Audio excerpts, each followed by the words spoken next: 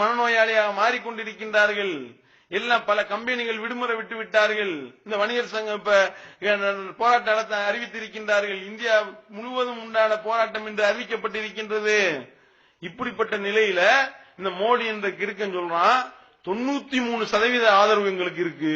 என்ன இந்த ரூபா நோட்டு விஷயத்துல 93% பேர் ஆதரிச்சுட்டாங்களாம். இவரை என்னப்பா ஆதரிச்சாங்க? நான் ஒரு அப்ளிகேஷன் ஒண்ணு போட்டிருக்கேன், அதுல 5 லட்சம் பேர் ஓட்டு போட்டிருக்காங்க. 5 லட்சம் பேர் ஓட்டு போட்டதுல பெருவாரியா 93% பேர் எனக்கு ஆதரவு தெரிவிச்சிருக்காங்க. ஏண்டா இந்தியால 5 லட்சம் பேர் தான் இருக்காங்களா? 133 கோடி பேர் இருக்கும். 133 கோடி பேர்ல 5 லட்சம் என்பது 1% கூட கிடையாது. 0.0001 கூட இல்ல. அதை இந்த மாதிரி வைத்துக் கொண்டு ஆதரித்து விட்டார்கள். நீ கருத்து கணிப்படுத்தையில நீ இந்த ஏடிஎம் பக்கம் வந்து பாரு. நீ ஏடிஎம் வாசல்ல வந்துட்டு இது அற்புதமான ஒரு அறிவிப்பு நீ சொல்லிப்பாரு. கொலவெறியில இருக்காங்க மக்கள். கையில கிடைச்சானா அவ்வளவுதான் அப்படின்னு. அதனாலதான் சொல்லிட்டாரு என்னை கொல்ல சதி நடக்குது அப்படின்ட்டாரு. என்னை கொல்ல சதி நடக்குது தெரிஞ்சு போச்சு. ஏடிஎம் பக்கம் கூப்பிட்டுருப்பாங்க போல. எவனாவது போன போட்டு நீ ஏடிஎம் பக்கம் வந்து பாருடி அப்படின்னு இருப்பாங்க போல. பயந்து நடுங்கிக்கிட்டு என்னை கொல்ல சதி நடக்குதுன்றா. அப்ப எப்படின்னா இந்த ஒரு இதை வச்சுக்கிட்டு இதை தூக்கிக்கிட்டு மீடியாக்கள் 93% ஆதரவு கிடைச்சிருச்சான். யாருப்பா சொன்னா? மோடியே சொல்லிட்டாரு. ஏண்டா இது என்னடா இது லாஜிக்கா? இது ஒரு திருட்டு பையன் திருடுறான், 5000 ரூபாய் ஆட்டையை போடுறான், கையங்களமா பிடிச்சாச்சு. அவன் திருடன் இல்லையா? யாரா சொன்னா? அவனே சொல்லிட்டான், திருடனே சொல்லிட்டான் அப்படின்ற மாதிரி மோடியே சொல்லிட்டாரு. மோடி ரொம்ப நல்லவர்னு மோடியே சொல்லிட்டாரு. மோடி வீராதி வீரர்னு மோடியே சொல்லிட்டாரு. ஏன்னா அவன் ஒரு பேடி. அந்த பேடி சொன்னதெல்லாம் உண்மையா இருக்குமா? அவன் செஞ்சது சரி காணுவதற்காக நியாயப்படுத்துறதுக்காக ஒரு செட்டிங் பண்ற இந்த சத்ருகன் சின்ஹா என்ற பிஜேபியினுடைய எம்பி என்ன அவர் சொல்லியிருக்காரு. என்ன இப்படி மக்களை போட்டு இந்த விதை விதைச்சிட்டு 93% எனக்கு ஆதரவு இப்படிலாம் பொய் சொல்லலாமா? யார? மோடியை பார்த்து கரடியே காரி துப்பிருச்சு போ. உன்னைய ஓம் பிஜேபி காரனே காரி துப்புறான். என்னடா இது? ஏன்டா இப்படி பொய் சொல்ற? மக்களுடைய உணர்வுகளை பாடுறா மதிரா என்று சொல்லி அவர்கள் சொல்கின்றார்கள் என்றால் நீ சரியான ஆளாக இருந்தா வந்து பாரு. பாதிக்கப்பட்டு தன்னுடைய மகளுடைய கல்யாணம் நடத்த முடியாம செத்து போனான இந்த தந்தை அவனுடைய குடும்பத்தில் போய் கேட்டு பாரு ஆதரவா இல்லையான்னு. ஒரு குழந்தையை கொண்டு போய் ஹாஸ்பிட்டல்ல அனுமதித்து விட்டு அந்த மருத்துவமனை பழைய 500,000 நோட்டை வாங்க மாட்டேன்னு சொன்னதுனால அந்த குழந்தை செத்ததே அந்த தாய் தந்தையிட்ட போய் கேட்டு பாரு. சொல்லுவாங்களா ஆதரவு என்று? அதுல கொடுமை என்ன அப்படின்னா எல்லாமே பொய் தான் டோட்டலா. இப்ப ஒரு அப்ளிகேஷன் ஒண்ணு போட்டு விட்டுருக்காங்க. அப்ளிகேஷன்ல மோடி பேசுறாராம். என்ன 2000 ரூபாய் நோட்டை காமிச்சா மோடி பேசுறாரு. சரி ஓகேன்னு சொல்லிட்டு அந்த அப்ளிகேஷனை டவுன்லோட் பண்ணி வச்சிருக்கேன்.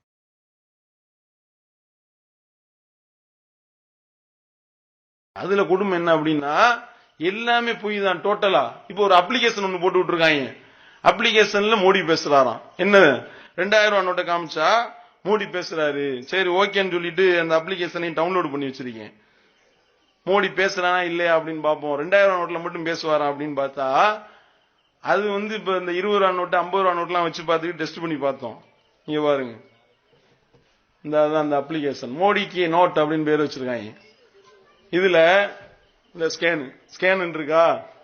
இந்த 50 ரூபாய் நோட்டு இருக்குல்ல, இப்ப 50 ரூபாய் நோட்டு இப்ப ஸ்கேன் பண்றோம். नमस्कार। In country's history 50 ரூபாய் நோட்லயும் பேசுவான். அதுக்கடுத்து 20 ரூபாய் நோட்டு ஒண்ணு செக் பண்ணி பார்த்தோம். இப்ப 20 ரூபாய் நோட்டு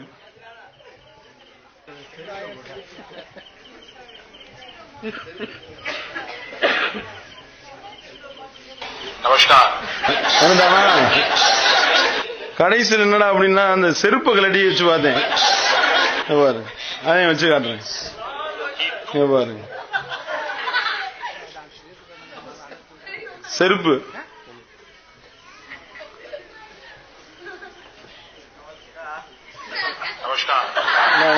பாருங்க இவனை என்ன செய்யறது எப்படின்னு பாருங்க. நீங்க இதை கொண்டேதான் அடிக்கணும்ன்றாங்க மக்கள். என்னன்னு கேட்டா எல்லாத்துலயும் பேசுவாரு. மாட்டு சேனல்ல காமிச்சாலும் பேசுவான். இவன் இதுதான் இவனுடைய நிலைமை. அப்ப எப்படியெல்லாம் மக்களை வந்து மடையர்களை ஆக்க முடியுமோ அப்படிலாம் நீ ஆக்குனீனா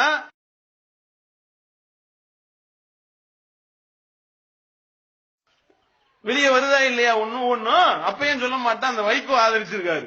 வைகோ என்ன, இந்த கோபாலசாமின்னு ஒரு ஆள் இருக்கான்ல, மோடி வந்து அவர் தில்லா செஞ்சிருக்காரு எல்லாத்தையும், அதுக்காக மோடிக்கு நான் சல்யூட் போறேன் அப்படின்றாரு.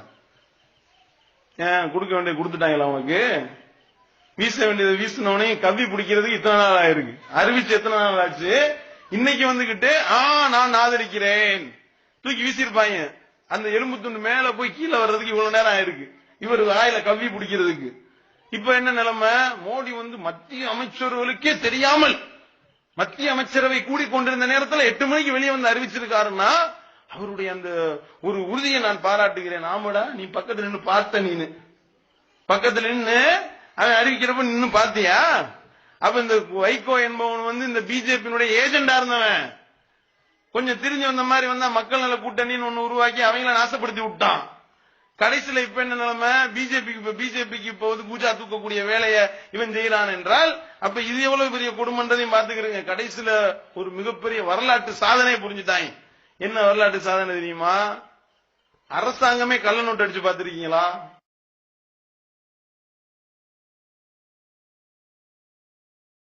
நீ வச்ச இந்த மாதிரி ஒரு 500,000 செல்லாதுன்னு சொன்னீங்க, இத வந்து எதிர்கொள்ள உனக்கு திராணி இருந்ததா? இந்த மோடி இடத்துல கேட்கின்றோம். நீ வந்து உன்னிடத்துல எதிர்கட்சிகள் கேள்வி கேட்கணும்னு சொல்றானே, பதில் சொன்னியா? வந்து கோவால உட்கார்ந்துகிட்டு அழுதுகிட்டு இருந்தாரு. அழுதுகிட்டு நான் சொல்றதை நம்புங்க, நான் அந்த நாட்டுக்காக எந்த எல்லைக்கும் போக தயார் அப்படின்றாரு. முதல்ல நீ எல்லைக்குள்ள இருடா முதல்ல, அதுக்கப்புறம் எல்லைக்கு போறதெல்லாம் பத்தி பேசுவோம். எப்பயுமே எல்லைக்கு வெளியே தான் இருக்கிற, தொடர்பு எல்லைக்கு அப்பால தான் இருக்கிற. எப்பயுமே எந்த எல்லைக்கும் போவோன்ட்டு இப்படி நீ பேசுனீங்க. என்ன சொன்ன? முச்சந்தியில் நிறுத்தி கேள்வி கேளுங்கள், என்ன வேணாலும் நான் பதில் சொல்ல தயார். நீ முச்சந்தில நிக்க வேணாம், பாராளுமன்றத்துக்கு வான்னு கூப்பிட்டாங்க. 8 நாளா கூப்பிட்டுக்கிட்டு இருக்காங்க, எதிர்கட்சிகள் வரல. இந்த மன்மோகன் சிங் பேசுறாருங்க. மன்மோகன் சிங் அவர் ஊமங்க. அவருக்கு வந்துகிட்டு அவர் வாய் பேச முடியாத மௌன சிங்னு தான் சொல்லுவாங்க. அவரை மன்மோகன் சொல்ல மாட்டாங்க, மௌன சிங்னு தான் சொல்லுவாங்க. அவர் சைலண்ட் மோடு பிரதமர். அந்த மன்மோகன் சிங்கே வெகுண்டல வச்சுட்டான் அந்த ஆளு. அவர் வந்துருச்சுக்கிட்டு சட்டப்பூர்வமான கொள்ள, திட்டமிட்ட சூறையாடல், நாட்டை அழிச்சு நாசமாக்கிட்ட, இது வந்து நீண்ட கால பிரயாணம் சொல்றியே, எல்லாரும் செத்து போயிருவாங்கடா இந்த நீண்ட காலத்துல என்று மன்மோகன் சிங்கே பேச வச்சுட்டான்னா அப்ப ஒரு ஊமை வந்து வழி தாங்க முடியாம பேசுதுன்னா அப்ப எவ்வளவு பெரிய கொடுமை பாத்தீங்களா? அப்படிப்பட்ட கொடுமை நடந்து கொண்டிருக்கின்றது. நீ சரியான ஆளா இருந்தா பதில் சொல்ல வந்திருக்கணுமா இல்லையா? இதுல கேட்ட 56 இன்ச்சு மார்பா அவருக்கு. ஏதா இருந்தா நான் எதிர்கொள்ள தயாரா இருப்பேன். இப்ப எங்க இந்த 56 இன்ச்சு எங்க போச்சு? 5 இன்ச்சா சுருங்கிருச்சா? ஓடி ஒளிஞ்சுக்கிறீங்க. பாராளுமன்ற கட்டடத்துக்குள்ள இருக்கிற வரமாட்டேன்ற, எதிர்கட்சிகள் கேட்கக்கூடிய கேள்விக்கு பதில் சொல்ல மறுக்கிற. அதோடு மட்டும் இல்லாம கடைசியில் என்ன நிலைமை? பாராளுமன்றத்தில் விவாதிக்க அழைக்கின்றோம், விவாதிக்க வரமாட்டாரு. பாராளுமன்ற அவமதிப்பு நோட்டீஸ் கொடுத்துட்டாங்க கடைசியில். உனக்கு இப்படிப்பட்ட ஒரு கேவலப்பட்ட பிரதமர் உலகத்தில் எங்கேயா பார்த்திருப்போமா? பத்திரிகையாளரை சந்திக்க உனக்கு துப்பு கிடையாது, நீ எப்படி எதிர்கட்சியை சந்திப்ப? பத்திரிகையாளர் கேட்கக்கூடிய கேள்விக்கு பதில் சொல்லியிருக்கான ஒரு காலத்திலே வாயை திறந்தது கிடையாது. அப்படிப்பட்ட ஆளு. நம்ம 2000 ரூபாய் அடைந்து கொண்டிருக்கின்றோம். 2000 ரூபாய் நமக்கு கிடைக்கிறது சிரமமா இருக்கு. இன்னைக்கு சேலத்துல பிஜேபியினுடைய ஒரு பிரமுகர் அவன் வண்டியை சீஸ் பண்ணிருக்காங்க. 926 2000 நோட்டு இருக்கு. கிட்டத்தட்ட 18 லட்சம் ரூபாய்க்கு மேல. எப்படா வந்துச்சு? கருப்பு பணத்தை ஒழிக்க போறாங்களாம். எப்படின்னு பாத்தீங்கன்னா, கருப்பு பணத்தை எப்படி ஒழிப்பாங்க தெரியுமா? இந்த குடிய ஒழிக்கிறது சொல்லுவாங்கல்ல, குடிக்குவாங்களாம். குடிய ஒழிக்க போறேன். ஏன்டா குடிக்கிற? குடிச்சு ஒழிச்சிருவேன் நானு. அந்த மாதிரி கருப்பு பணத்தை இவங்களே பதுக்கி கருப்பு பணத்தை ஒழிக்கிறதுக்கு திட்டமா?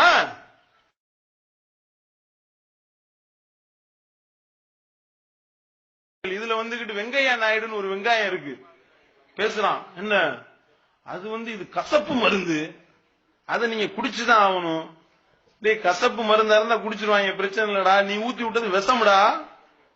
எந்த ஊர்லடா கசப்பு மருந்தை குடிச்சு 65 பேர் செத்தான்? உங்க அம்மாவுடைய வாயில கசப்பு மருந்தை ஊத்தி விடுவோமா? மோடியினுடைய தாய் போய் வரிசையில் பணம் காட்டுறிய, உண்மையான வரிசையில் அந்த அம்மா நின்றுச்சுன்னா அந்த அம்மா டெட் பாடி தான். அதுதான் நிலைமை நடந்திருக்கும். 65 66 ஆயிருக்கும். அதுதான் நிலைமை. இவங்க ஒரு 4 பேரை செட்டப் பண்ணி 5வது ஆளா போற மாதிரி அந்த அம்மாவை கூட்டிட்டு போய் படம் காட்டி எடுத்து வந்துட்டாங்க. அதனால அந்த அம்மா உயிர் பொழைச்சிச்சு. இவன் வந்துகிட்டு 2 கிலோமீட்டர் நீளத்துக்கு இருக்குமே வரிசை, 3 கிலோமீட்டர் நீளத்துக்கு போய் பாய்தல்வானியோட படுத்து கிடக்கின்றார்கள். அந்த வரிசையில போய் அந்த அம்மா இருந்தா என்ன இருக்கு தெரியுமா? கசப்பு மருந்தான். கசப்பு மருந்துக்கும் விஷத்துக்கும் விவரம் தெரியாதவங்களை எல்லாம் வெங்கையா நாயுடு உட்கார வச்சு இவன் இவ்வளவு அநியாயம் பண்ணி கொண்டிருக்கின்றான். இது ஒரு பக்கம் ஓடிக்கொண்டிருக்கின்றது.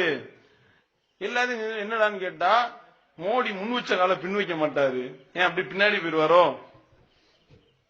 என்ன நிலைமை அப்படின்னா, வெங்கையா நாயுடு சொல்றாரு அவருடைய ரத்தத்துல ஊர்னது. எத்தனை பேர் செத்தாலும் முடிவை மாத்த மாட்டாரு. இந்தியாவே கிளீன் ஆனாலும் முடிவை மாத்த மாட்டான் போல. கிளீன் இந்தியான்றதுக்கு பேர் அதுதான் போல. எல்லா மனிதர்களையும் அழித்து நாசப்படுத்தி விட்டு கொலை செய்து விட்டு கிளீன் இந்தியா, இதுதான் கிளீன் இந்தியாவா? ஏன்னா ஒருத்தவன் தான் எடுத்த முடிவு தவறு என்று உணரும் பட்சத்துல 65 பேர் செத்துருக்காண்டா. 65 பேர் செத்தான்னா என்ன நிலைமை, நாடு எந்த நிலைமையை நோக்கி போய் கொண்டிருக்கின்றது? அப்ப வந்துகிட்டு 65 பேர் செத்தும் உன்னுடைய முடிவை மாத்த மாட்டேன்னா நீ ஒரு முட்டாள் இல்லையா? நீ ஒரு கிறுக்கம் கிடையாதா? நீ ஒரு மோடு முட்டி கிடையாதா? செஞ்சது ரைட்டுன்னு சொல்லக்கூடிய பிடிவாதக்காரன் இல்லையா? வம்பன் இல்லையா? ஆணவக்காரன் இல்லையா? இதெல்லாம் ஆணவக்காரன் வம்பன் பிடிவாதக்காரன் திட்டுறதை விட்டுட்டு வச்ச கால பின் வைக்க மாட்டாரு. அவர் ரத்தத்துல அந்த மாதிரி கிடையாதுன்றாங்க. ஆமா, குடிச்சதுக்குள்ள எங்க ரத்தம்ல? முஸ்லீமுடைய ரத்தத்துல நீ குடிச்சிருக்க. அப்ப நீ இதுவும் சொல்லுவ இன்னமும் சொல்லுவ. கடைசியில ஒரு மிகப்பெரிய வரலாற்று சாதனை புரிஞ்சுட்டாங்க. என்ன வரலாற்று சாதனை தெரியுமா? அரசாங்கமே கள்ள நோட்டு அடிச்சு பாத்திருக்கீங்களா? அரசாங்கமே கள்ள நோட்டு அடிக்கிறாங்க. இந்த 500 ரூபாய் நோட்டு விட்டுருக்காங்க. 500 ரூபாய் நோட்டுல ஒரு பக்கம் காந்தி ஒரு பக்கம் ஒரு ஓரத்துல போயிட்டு இருக்காரு, ஒரு பக்கம் சேடு தெரியுது. இந்தியாவினுடைய தேசிய சின்னத்தை காணா, லைட்டா மேல ஏறி இருக்கு. இந்த பக்கம் அந்த கோடு ஒண்ணு கண்டுபிடிக்கிறது போடுவாங்கல்ல, அந்த கோடே 2 கோடா இருக்கு. என்னங்கடா இப்படி அடிச்சிருக்கீங்க அப்படின்னா, அது வேகமா அடிக்கிறப்ப அவசரத்துல அடிக்கிறப்ப இப்படி ஆகி போச்சு. ரிசர்வ் பேங்க் கவர்னர் பதில் சொல்றாங்க, ஏன்னா உலகத்துல நாட்டுல கள்ளப்பையிலே கள்ள நோட்டு அடிச்சு பார்த்திருப்போம், அரசாங்கமே கள்ள நோட்டு அடிச்சிருக்கீங்களா அயோக்கியங்களா? எவ்வளவு பெரிய கொடுமை. கடைசியில இந்த மாதிரி இருக்கக்கூடிய நோட்டுகளை வாங்கலாமான்னு கேட்டா, அது அவசரத்துல வேகாம வந்துருச்சா நீங்க வாங்கிக்கிறீங்க, பிரச்சனை இல்ல. ரிசர்வ் பேங்க் அறிவிக்கிறான் கவர்னர். எப்படிப்பட்ட கேவலம் பாருங்க. இப்படிப்பட்ட ஒரு கேவலம், இப்படிப்பட்ட ஒரு நிலை இந்த நாட்டில் உலகத்தில் எங்கேயாவது இருந்திருக்கின்றதா? இதுதான் மோடிக்கே கள்ள நோட்டுன்னு பேர் வைக்க வேண்டியதுதான். இதுதான் நிலைமை.